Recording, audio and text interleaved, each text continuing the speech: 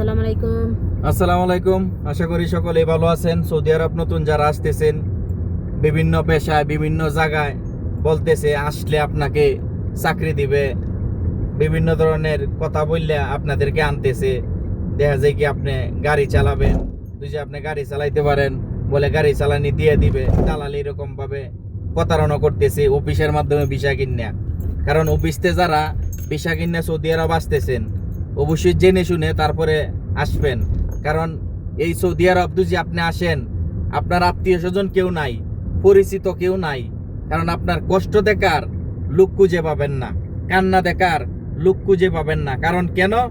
দালাল আপনাকে আনিয়া অফিসের মাধ্যমে ভিসা কিনে আপনি আসবেন। দালাল আপনাকে দেশের থেকে বলে তুমি যাও, গেলে তোমার রিসিভ করবো, হারতে তোমার কোম্পানির লোকে লয়ে যাইবো, অমুক কোম্পানি তমুক কোম্পানি, অমুক পেট্রোল পাম্পে চাকরি করবা, এমুক হাসপাতালে চাকরি দিব, এইটা চাকরি দিব, সেইটা চাকরি দিব। আয়া দেখবেন আপনার চাকরিও নাই, কোনো কিছুই নাই।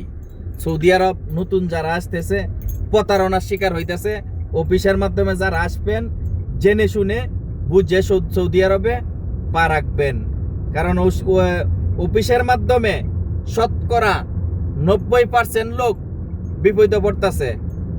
বেশি দূরাহি দেখাই না। আমার এলাকাত আমার এক বাতিজা হয়, আমি বারবার নিষেধ করছি এভাবে দেখ আসিস না।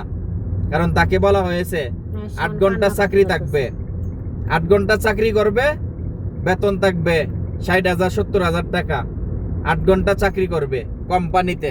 এখন দিছে আইনা সাপ্লাই কোম্পানি, কারণ এই কাজগুলা করে থাকে। কারণ যারা জেনে শুনে তারপরে আসবেন সৌদি আরব।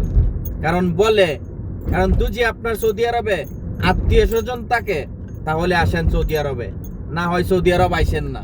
কারণ আত্মীয় স্বজন থাকলে, আপনার ভাই থাকলে আজকে আপনার কাজ না থাক, 1 মাস বসে থাকলেও আপনার ভাই আপনাকে খাওয়াবে, 2 মাস বসে থাকলেও আপনার ভাই আপনাকে খাওয়ান দিবে, খরচ দিবে।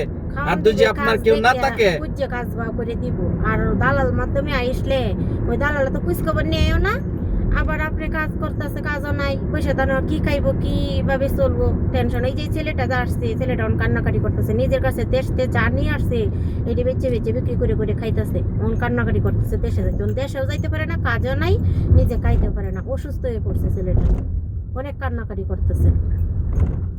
কারণ বললে আনে, কারণ দেখা যায় কি লাস্টে ফ্যান গুলা, শার্ট গুলা বেচে আপনি দেশের আনবেন, এইগুলা কাপড় চোপড় বেচে খায়ও আপনার দেখা যায় কি একটা সময় আসে বললে ওইটা যেটা তাকে আপনি 5-10 টাকা দিয়ে বেচতে পারবেন, এটা মাত্র 1 টাকা 2 টাকা দিয়ে মানুষ কিনে নেয়, বিক্রি করতে হয়, বাধ্য হয়ে বিক্রি করতে হয়। যে আমার তো কারণ চলতে হইব, তো বিক্রি করে দিই।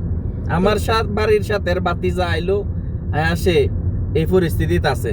কারণ সে প্যান্ট শার্ট বেচা এখন সে খাইতেছে। আজকে ফোন দিয়েছে, ফোন দিয়ে বলতেছে কান্নাকাটি করতেছে, আজকে অসুস্থ হয়ে গেছে, আমার রাতে যা আমার সব বিক্রি করে দিছি, ওখানে আমার হাতে টাকাও নাই, আমি খাইতেও পারি না, আমি আর অসুস্থ হয়ে গেছে, আমি কি করব? দেশে পাঠাবো, দেশে পাঠাইলে তো টিকিট কাটতে দিব, টাকা লাগবো।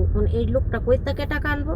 একটা গরিব মানুষ অত টাকা খরচ করে দেশে আসে যদি 1 টাকাও ইনকাম না করে আবার এই দেশে যাইতে চা, তখন এই আবার দেশ থেকে টাকা এনে কিভাবে যাইবো? ওই যে টাকা খরচ করে আইছে এটি তো দিতে পারছে না, মানুষের কাছ থেকে ঋণ করে আসে, আবার টাকা পাঠাইবো, ওই লোকটা যাইতে কেমনে যাইবো?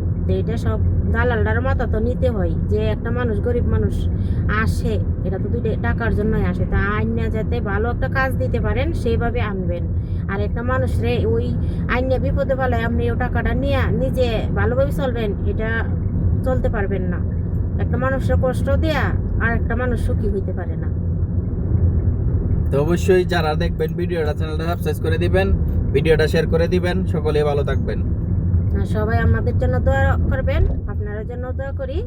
ভিডিওটা লাইক দিবেন, সাবস্ক্রাইব করে দিবেন।